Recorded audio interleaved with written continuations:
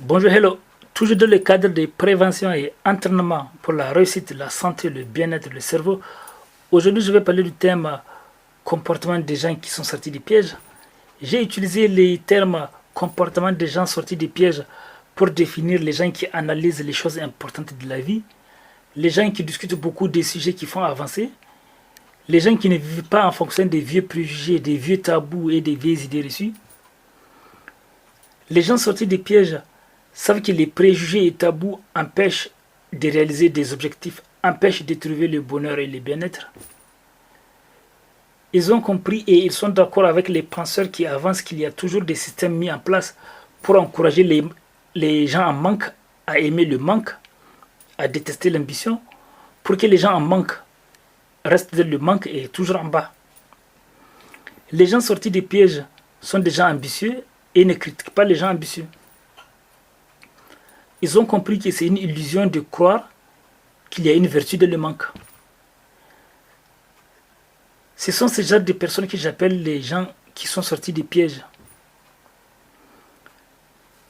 Ce sont des personnes qui sont sorties des pièges qui encouragent les gens en manque à accepter de rester dans le manque et à aimer le manque et à apprécier le manque.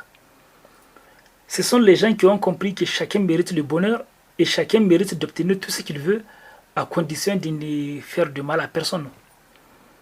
Les gens sortis des pièges ont compris que l'un des secrets pour réussir, c'est de s'intéresser aux sujets intéressants de la vie, aux conversations qui font avancer, et non pas consacrer tout son temps à chercher des trucs sympas, légers, rigolos, comme si la vie est toujours sympa, rigolote, 24/24. Or, ce n'est pas le cas.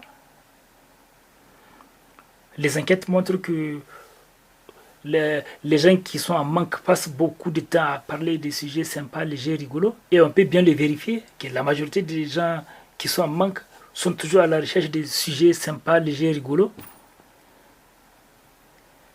Les gens sortis des pièges savent qu'il y a des pièges, savent très bien qu'il y a des pièges qui encouragent les gens en manque à ne pas parler des sujets de conversation intéressants pour que les gens en manque restent en bas sans réfléchir, sans parler des conversations qui font réfléchir, avancer, car certains ne veulent pas que les gens en manque prennent conscience qu'ils ont aussi la possibilité de créer des merveilles et prospérité.